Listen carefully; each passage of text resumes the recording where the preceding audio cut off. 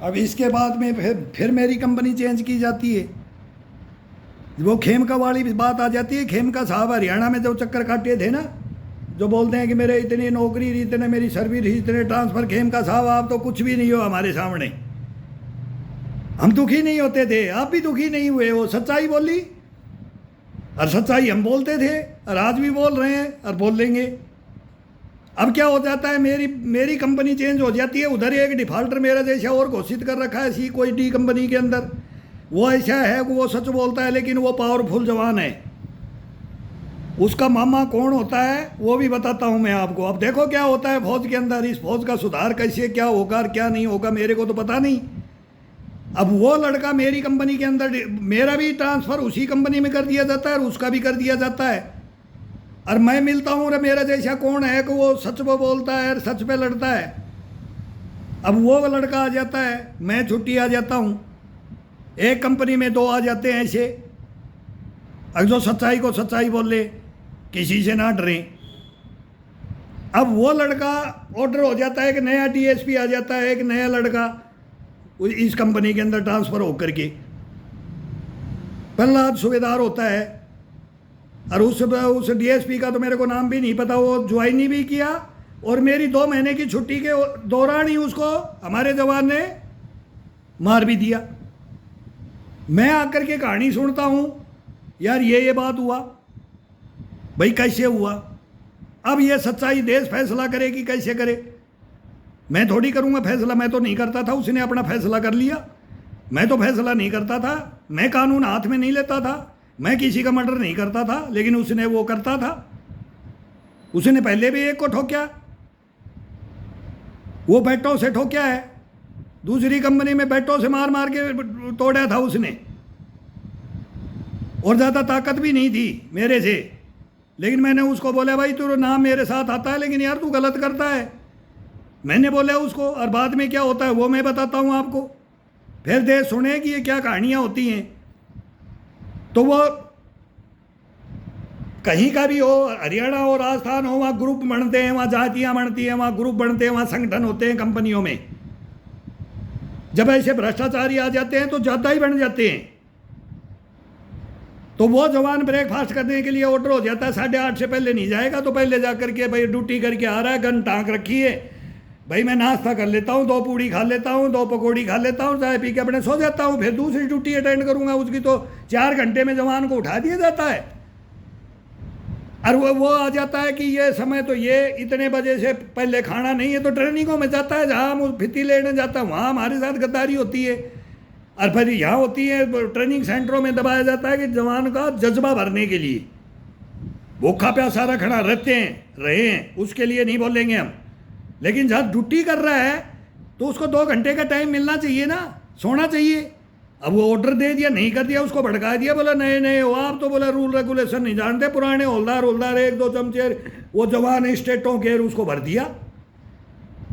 भरने के बाद में वो ऑर्डर का पास कर दिया। वो जवान आया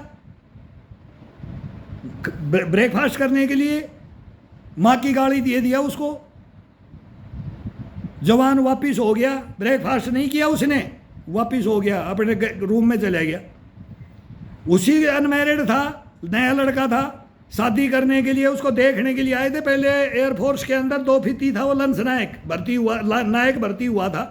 वहाँ से टेस्ट किया, पढ़ा लिखा था, फाइट किया, लड़के आके डीएसपी बन गया। हमारी महान फौज को अटेंड कर लिया, सीआरपीएफ को, एयरफोर्स को छोड़ करके गेस्टेड ऑफिसर बन गया। उसको भड़का दिया ये दल्लो चमचों ने, भ्रष्टाचारियों ने तो भड़का दिया। अब वो उल्टे ऑर्डर पास करे, सबको एक ही छड़ी से आंकड़े शुरू कर दिया। एक ही छड़ी चलेगी मेरी, मैं आ गया किंग इस स्टेट का, हो गया। अब उसको गाली देते आ गया। तो दो आदमी उनके गेस्ट आए हुए हैं, चीफ गेस्ट होते हैं हमारे, वो बैठे उसके ऑफिस में। ऑफिस भी घर में अपना एक क्वार्टर दे रखा था कोकराझार में, उसमें ही बैठे है। पर्दा पंखा चल रहा है, उनको बता रहा है मैं ये हूँ, और वो चल रहा है, बातें उनकी चल रही है। वो देखने आए थे कि ये तो नायक भर्ती था, ये डीएसपी था कि नहीं था। वहाँ किसी ने बोला होगा भाई हम बच्ची दे रहे हैं इसको, तो ये तो नायक बता रहे हैं, कोई उसको बोले डीएसपी है तो बोले जहाँ ड्यूटी करता है वहीं देखने चलेंगे इसको।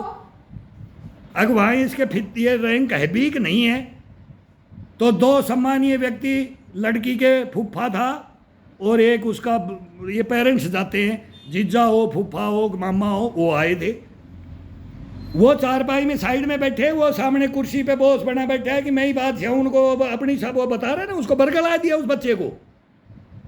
ये भ्रष्टाचारी देशद्रोही होते हैं ना, वो ऐसे ही करते हैं, उसको मरवाने के लिए करवा दिया ये काम। और वो जवान वो बोल करके गाली देख करके वो इधर आ गया, उनके पास बैठ के लेक्चर दे रहा। वो जवान अपने रूम में सोचे मैं क्या करूं, शाम हो रही है, सोच विचार करने थे कि क्या करूं, शाम होगी, रोल कॉल का टाइम हो गया, बेसल लगी रोल कॉल की। सभी जवानों को रूल रेगुलेशन ऑर्डर बताएंगे, मोर्चे दिखाएंगे, सब सारी कार्रवाई होती है फौज में। वो कार्रवाई हो रही है, वो सीधा बिसल लगते ही मोर्चे से जब फालिन होने लगता है, उसी से पहले ही आकर के सीधा उसी रूम में चला जाता है और बैरल से पर्दा हटाता है, गन से पर्दा हटाता है। और डीएसपी को भी नहीं मालूम है, उस लड़के को, लड़का डीएसपी, उसको पता नहीं है। और उन दोनों को भी नहीं पता है जो चीफ गेस्ट आए हुए हैं, उनके हम गेस्ट, वो हमारे भी गेस्ट थे, हमारा वो डीएसपी भी था। उसने जवान ने गलत किया था, मैं बोलता हूँ मारना नहीं था, एक थप्पड़ मार देना था, झगड़ा कर लेना था, कि उनके सामने बेइज्जती कर देनी थी, किसी की जान नहीं लेनी थी। वो बाद में आता है कि मैं उसके साथ क्या व्यवहार करता हूँ और कब करता हूँ। उसने पर्दा हटाया, टक टक ठोक दी, 3 चेयर में लुढ़का दिया। अब वो 2 थे, वो भी चारपाई के नीचे, अब गोली मार दी, साहब को तो गोली मार दी। हमें इनको अपने बेटी के लिए ले आए थे, जवाई के लिए ढूंढने के लिए आए थे, पता करने के लिए आए थे। वो नीचे से देख रहे, बूट दिखाई दे रहे, आराम से ठोकी गोली, मतलब 2 मिनट के अंदर वो खड़ा ही रहा, आराम से मारा है। और वो देख लिया कि ये फौज का जवान है हमारा, वो बूट पहने हुआ देख लिया, वर्दी में देख रहा है कि ये तो वर्दी वाला गोली मार रहा है, और गोली मार के रोल कॉल में चला जाता है। वो दोनों चिल्ला रहे हैं गांव से आए हुए कि साहब को मार दिया, साहब को मार दिया, कौन मार दिया, हड़कम मच जाता है। फिर सीएचएम आकर वो पकड़ कर गन देख रहा है कि भाई किसकी गर्म है, बैरल गर्म हो जाता है, गोलियां निकली है तो किसकी गोली निकली है, जवान की, आपका जवान मार गया। वो दोनों गेस्ट बोल रहे हैं आपका जवान मार के गया, पूरी कंपनी फालिन है। उसके अंदर गन को पकड़ पकड़ के देखा तो उसकी गन गर्म, बोला मैंने मारा है, झूठ नहीं बोला, मैंने मारा है, मेरे को ऐसे ऐसे गाली दी इसने, माँ की गाली दी है, नाश्ता करने आया था मैं। ये तमीज़ किसने सिखाई है इनको? और वो अट जाता है। इसके बाद में उसको ड्यूटी बांटी जाती है, प्लान बनती है, फिर स्टेटों की प्लान बन जाती है उस कंपनी में। और वो एक साउथ का था वो लड़का मारने वाला, उसको ले लेते हैं, अगर इसमें एक स्टेट के सारे सेक्शन में हो जाओ, अरे इसको ले जाकर ड्यूटी बांट दिया जाता है, जंगल में ले जाओ और इसको इनकाउंटर कर दो। मैसेज चल गए, डीआईजी वही डीआईजी, पत्तों में गोली ढूंढने वाला, निर्दोषों को मरवाने वाला, वही ऑर्डर देता है इसका इनकाउंटर कर दो।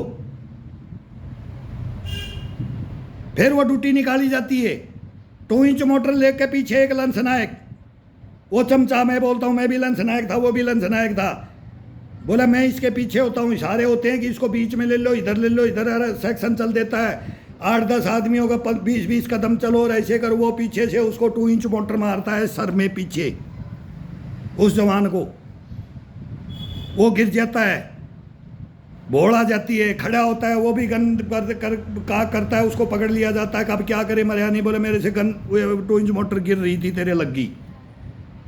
कैंप से बाहर निकलते ही ये कांड कर दिया, नहीं तो उसको मार देते कैंप के बाहर ही। तब वो सारे साउथ के लड़के वो भी आगे, बोले न्याय हो रही है, जो मर गया, किसका कसूर था, वो मरा है, लेकिन इसको मारने नहीं देंगे। वहीं वो पकड़ लेते हैं और फिर तुरंत ही भीषण लगती है, फिर इकट्ठा करते हैं, उसको वो इशारा करते हैं कि तू भगोड़ा हो जा। वो डंडा कूदता है दीवार को और जवान भगोड़ा हो जाता है, कोकराझार में कहाँ चला जाता है, शहर में चला जाता है, भग जाता है। भगने के बाद में क्या होता है, मैसेज चलते हैं, फिर चलते हैं डीआईजी को कि इनकाउंटर नहीं हुआ, तो कैसे, होटलों को चेक कर लो, होटलों में कहीं भी रुका हुआ है वहीं इनकाउंटर कर दो इसका। फिर ड्यूटियाँ निकाली जाती हैं पीछे से, फिर हितैषी उस जवान के होते हैं, वो मैसेज देते हैं अग बच के निकल ले, तेरा इनकाउंटर होगा, गुवाहाटी से मैसेज आ रहे हैं। फिर वो जवान तुरंत निकल जाता है और फिर उसको तुरंत अरेस्ट किया जाता है, जाकर के पेश होता है। वहाँ से फ़ोन आ जाते हैं गुवाहाटी सिलेंडर कर दो। हाई कोर्ट गुवाहाटी सिलेंडर करता है और तुरंत जमानत मिल जाती है।